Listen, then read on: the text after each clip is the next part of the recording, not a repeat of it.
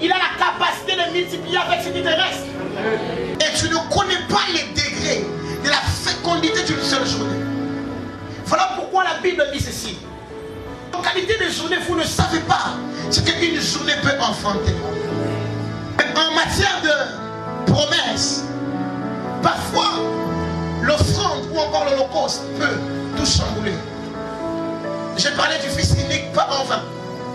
Pour avoir beaucoup de fils à la longue, Dieu a pu sacrifier son fils unique.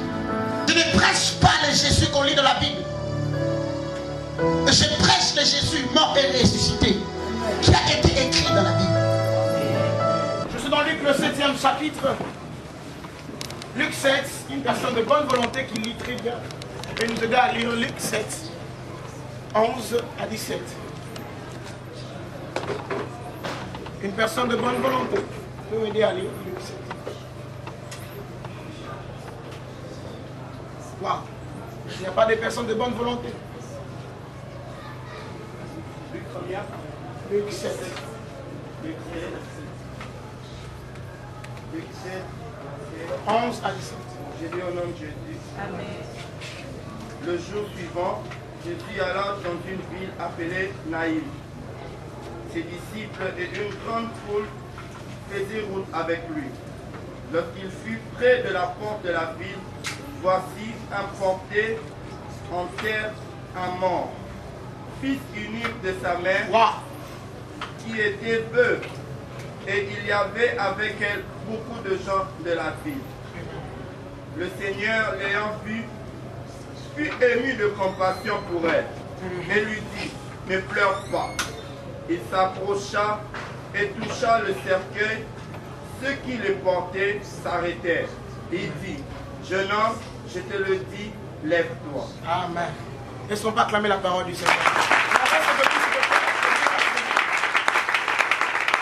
Maintenant, tu vas nous lire de 8 à 11. J'ai lu au nom de Jésus. Amen. Car moi qui suis soumis à de supérieurs, j'ai des soldats sous mes ordres. Comment? Et j'ai dit à l'un, va, et il va. À l'autre, viens, et il vient. Et à mon serviteur, fais cela, et il le fait. Lorsque Jésus entendit ces paroles, il admira les centeniers et se tournant vers la foule qui le suivait. Il dit, je vous le dis, même en Israël, je n'ai pas trouvé une aussi grande de foi. De retour à la maison, les gens envoyés par les centeniers pouvèrent guérir le serviteur qui avait été malade. Le jour suivant, Jésus alla dans une ville appelée Naïm. Comment? Tu peux t'arrêter là. Ça veut dire que peu d'entre nous ont vu s'accomplir certaines choses, alors que les prophéties étaient exactes, avec des précisions infimes. On croirait même que Dieu était chirurgien dans ce cas-là. Lorsque Dieu donnait les prophéties, on savait, en 2017, au mois de février, il y aurait eu ça. Arrivé en février, on s'est dit, peut-être que le prophète s'était trompé, et qu'en réalité, ce n'était qu'au mois de mai. On a patienté, et mai est passé. Je suis venu parler à la catégorie de certaines personnes. Tout ce qui vous reste, c'est le Fils unique, c'est Dieu. Tout ce qui vous reste, le Fils unique qui représente pour certaines personnes, comme moi, c'est la parole que j'ai reçue de Dieu. Amen. Mon Fils unique, c'est la parole. Mais bizarrement, l'ennemi est venu mettre le doute, semer le doute dans la vie de plusieurs, dans le cœur, dans la tête de plusieurs, en te disant, regarde, 2017 est en train de finir, donc ton Fils unique est en train de mourir. Vous vous rendrez compte que certaines personnes apportent avec eux, ils portent avec eux le poids de la parole de Dieu. Mais le diable vient tout le temps en train de te dire, tu vois, ce qu'on t'avait dit, est-ce que cela s'est accompli? Tu as comme l'impression que ton Fils unique, tu es en train d'aller l'enterrer. Encore en décembre, oh, on a l'impression qu'on est en train d'enterrer justement le Fils unique. Ce que j'aime avec Dieu, c'est que peu importe ce qui te reste, peu importe ce qui te reste, il a la capacité de multiplier avec ce qui te reste.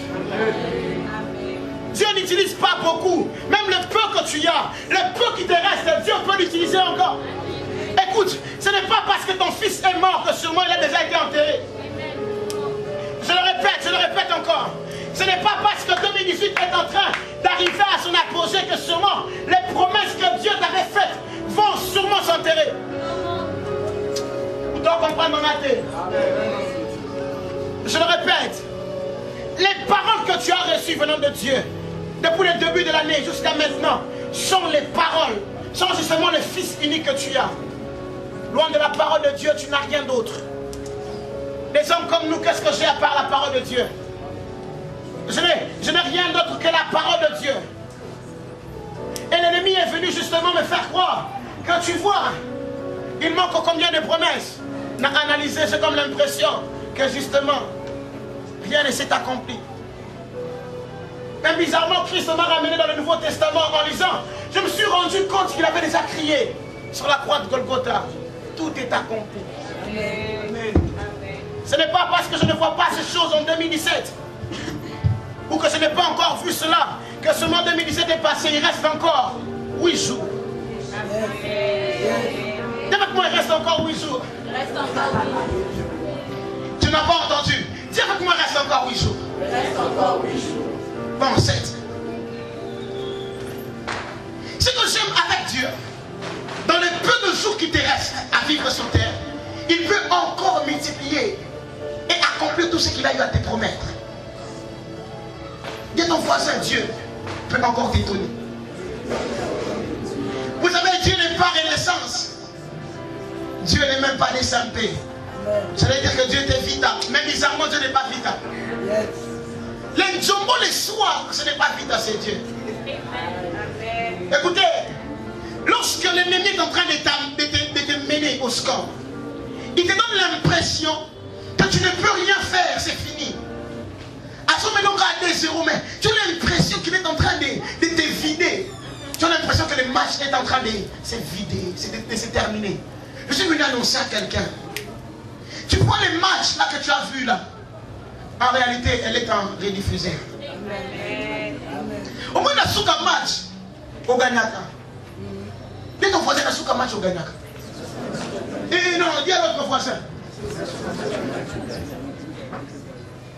En limite, on est à quelques jours de 2018. Et cette femme était en train de sûrement aller enterrer son fils unique. Je suis en train de la voir, je la vois en train de marcher, je me dis, mais qu'est-ce qui se passe avec cette femme? Bizarrement, la Bible me rappelle quelque chose de très important. On dit qu'elle était aussi veuve. Deux choses. Ça veut dire qu'elle a eu le temps, qu'elle s'était mariée dans la vie. Et de ce mariage est venu au monde le Fils.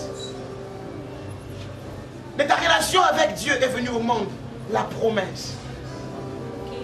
De ta relation avec Dieu en intimité est venue une promesse sous forme d'une prophétie. Et depuis un temps, le diable t'a matraqué. Depuis le début de l'année, il t'a matraqué. Il t'a éloigné de plus en plus de Dieu.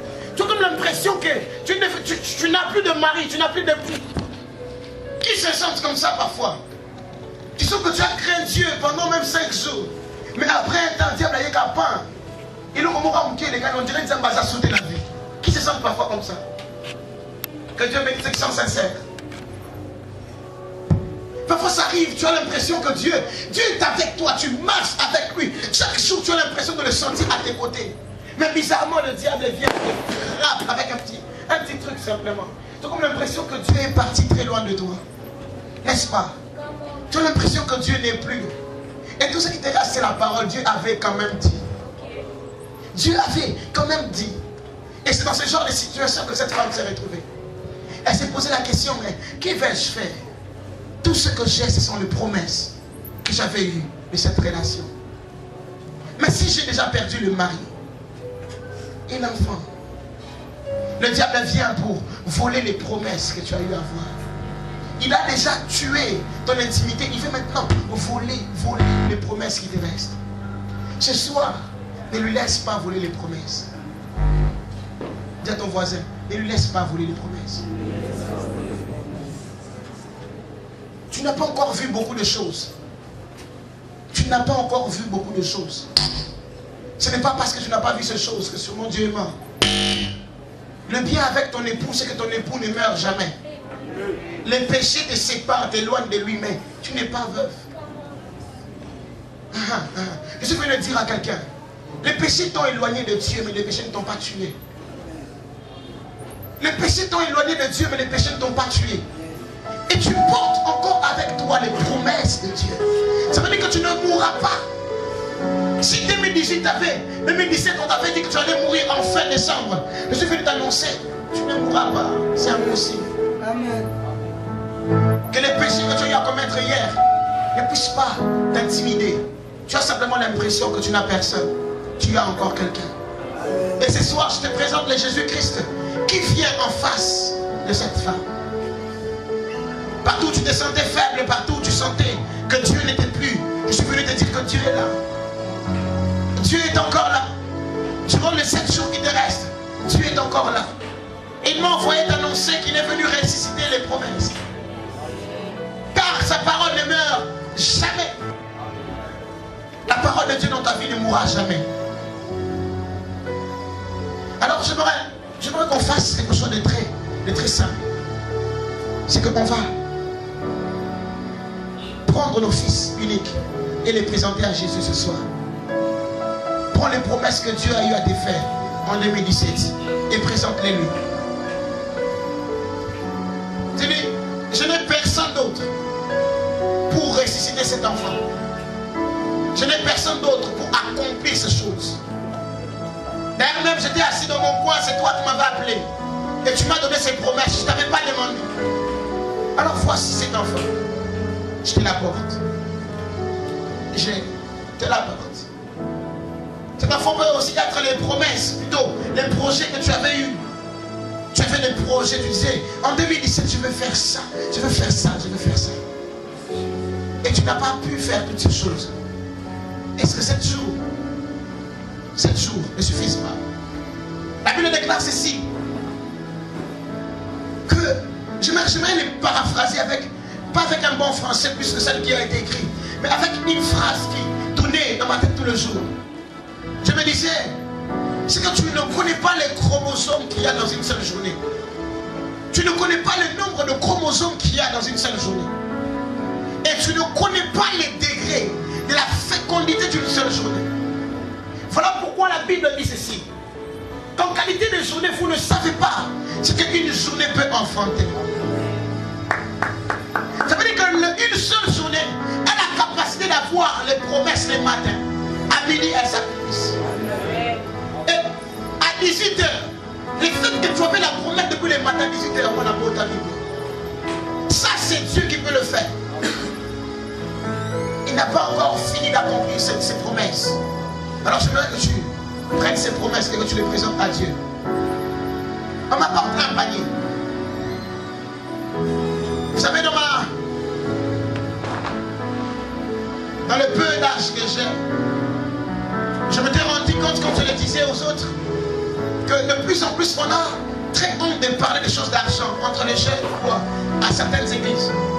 On nous a tellement mal habitués qu'on fait à tout prix, qu'on considère d'abord le royaume des cieux. Exactement. C'est ça. Et je vous ai toujours prêché cela.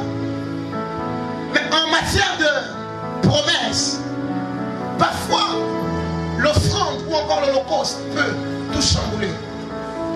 J'ai parlé du fils unique, pas en vain. Pour avoir beaucoup de fils à la longue, Dieu a pu sacrifier son fils unique. Ton fils unique, en réalité, est une sémence qui doit t'appeler plusieurs autres fils. Donc que cette promesse-là ne touche pas le fond, elle ne se multipliera jamais.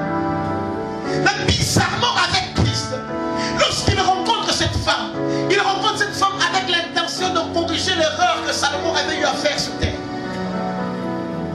Salomon a rencontré 2 femmes. Une, elle était paresseuse. Elle s'est endormie sur son enfant, elle a tué son enfant. Ensuite, elle a utilisé la ruse du diable. Elle a pris l'enfant d'autrui. Elle a mis sur son lit. Et elle a donné son enfant mort à l'autre femme. Et lorsque Salomon était en face de ces 2 femmes, vous savez, Salomon a travaillé comme sage. Allez, je vais séparer les 2 en 2. Cet enfant en 2. Et puis chacune d'entre vous prendra une partie. Et la mère de l'enfant a dit, Non. Et Salomon s'est rendu compte que c'était la vraie mère. Il prit l'enfant, il donna à l'enfant. Mais il y avait une femme, il y avait l'autre femme. C'est qu'on l'a remis son enfant mort. Et elle devait quitter la ville, elle avançait en train de pleurer, en train de dire, toi le Dieu de Salomon, tu n'es juste qu'avec ceux qui sont intelligents. Alors nous les hommes qui ne sont pas intelligents. Alors nous les femmes qui sont parfois fainéantes. Comment on peut faire pour s'en sortir dans la vie? Oh, est-ce que Dieu, toi tu n'agis qu'avec les hommes intelligents et sages? Et moi, et la femme avançait. Elle avançait, elle pleurait. Parce que bizarrement, on n'a pas parlé de son mari. Ça veut dire que sûrement son mari était ou soit mort. Ou soit on ne sait pas. Mais j'aimerais voir et prendre cette femme comme étant la femme, la veuve de Naïm. Elle avançait. Elle avançait. Elle pleurait dans son cœur. Elle disait, qui me donnera la solution? Et puis bizarrement, Christ entre. Il entre dans cette histoire où il n'était pas destiné à entrer. À cause de Makambo, il est arrivé devant la femme, il dit, arrête de pleurer. Pourquoi tu pleures? Je ne suis pas Samson. Je ne suis pas Abraham. Je ne suis pas Moïse. Pire encore, je ne suis pas David. Comme je ne suis pas David, sûrement je ne suis pas Salomon. Ainsi, qu'est-ce qu'il fait? Il ressuscite l'enfant de cette femme-là. Une question a été posée depuis très longtemps et Christ a répondu à cette question au Nouveau Testament. Maintenant, quelle est la question que toi tu poses? Quelle est la question que toi tu te poses, Est-ce qui ressuscitera cet enfant? La réponse est simple. Jésus. La réponse est simple. Jésus.